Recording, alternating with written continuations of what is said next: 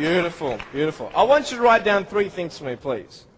I want you to, first of all, write down the word perspective. Perspective. And the word after that, I want you to write, underneath it, vision.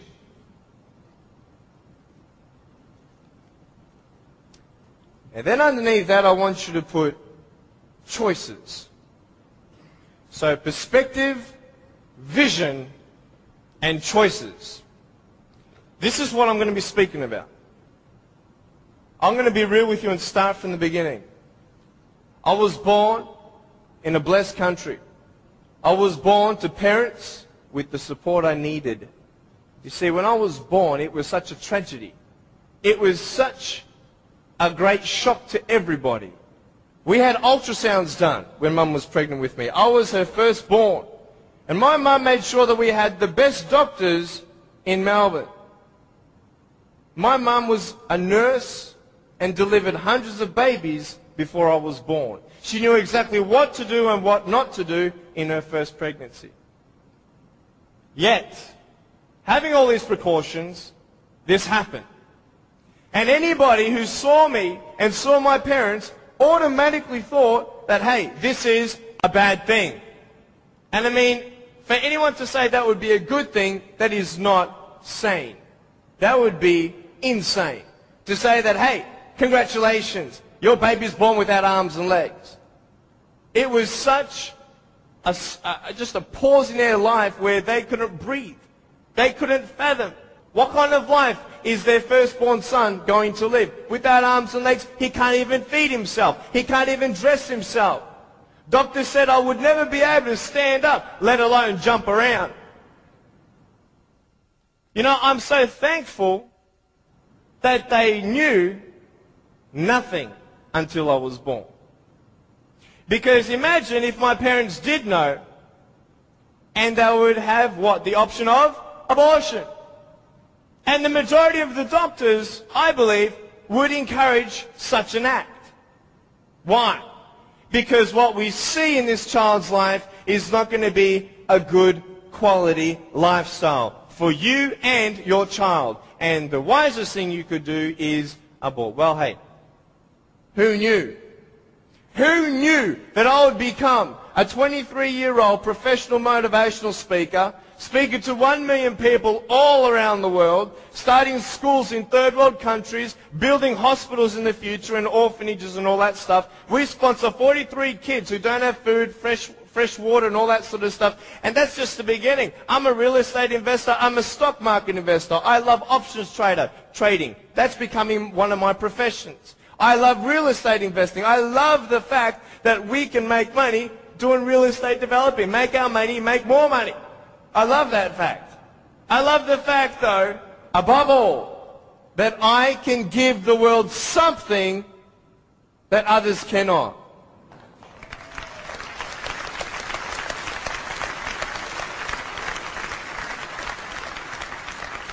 But before I tell you all that good stuff, let me tell you the more down times in my life. Obviously, it was difficult for my parents, but it was also difficult for me. When I went to school, a lot of kids teased me. A lot of kids put me down. It was very difficult at starters to find friends, because everybody would look at me and think, well, maybe he also has a mental disability, and then people don't know how to approach me. But my parents encouraged me to just speak with people. And as I speak, a lot of people would say, well, hey, he's just like everybody else, just with a few parts missing. You know, I'm just like you. I've just gone out on the limb a couple more times than you have for my friends. But it's all good. But it was very difficult at times, and I had no one to tell me that everything's going to be okay the way I wanted it said. Because the way I wanted it said was, I wanted to be able to believe someone when they said, Nick, it's okay. Everything's going to be okay. The problem is, if anyone did say that, even my parents at times, I would say, how do you know? How do you know how it feels to be in my position? You don't even know the future. How can you say that I'm going to have a good life? You cannot. Last January, within 3 weeks, 3 of my family members died. January 2005. My uncle, my grandfather, and one of my cousins. The day after my grandfather was buried, my uncle, 53-year-old man, had a heart attack, died. 5 days before he died, he was at the doctor's and everything was fine. What can you tell me to encourage me? Can you tell me anything?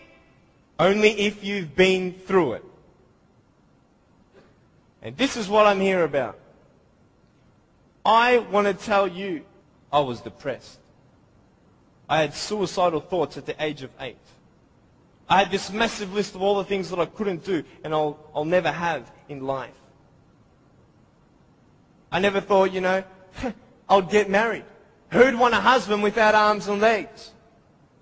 And I thought even if I ever did get married, I'm not going to be even able to hold my wife's hand. I'm not going to be able to dance with my bride on our wedding night. I used to hate going to public parks and seeing fathers throwing up their kids in the air and sometimes dropping them. You know, I won't have that intimacy with my sons and my daughters. I couldn't do this and I couldn't do that. And no one had any answers. And I thought I was the only one in such a predicament. What happened? What changed? The first thing I got you to write down was perspective. How you see your life is the first key. Who are you? And where are you in life? This is the first question I want to ask you.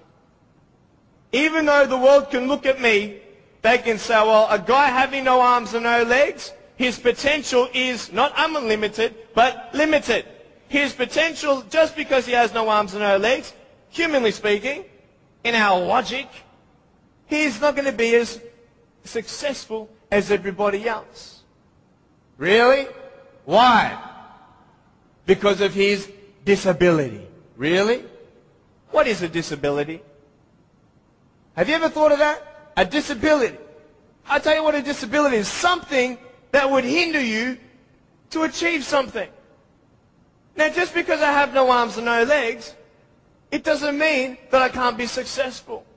It doesn't mean that I can't do a business degree like I've done, a Bachelor of Commerce in Financial Planning and Accounting. That didn't stop me.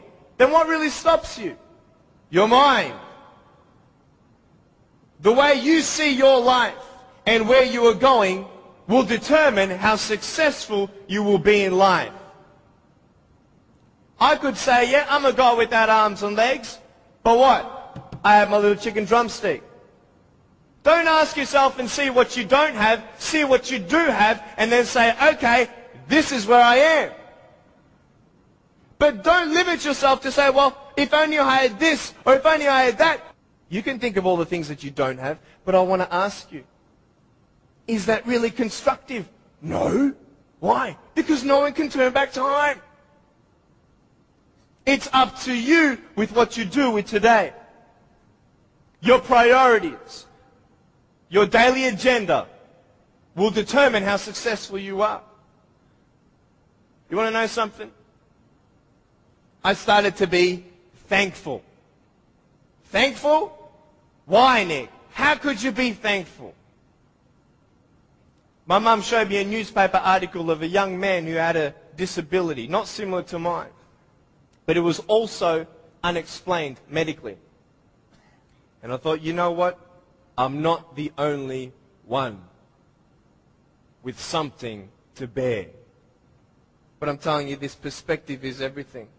Giving yourself enough credit. Write this down. Give yourself credit. Even if the whole world told me that, Nick, you have no arms and no legs, you're not good enough, you're not going to reach your fullest potential, and even if you do, it's not going to be compared to anybody else's potential because you have no arms and no legs. Even if the whole world has that discouragement on you or their view on you, you don't have to believe them. You get it? You don't have to believe others' opinions. Because it's just an opinion. If a doctor comes to you and says, hey, I'm sorry, you've got cancer.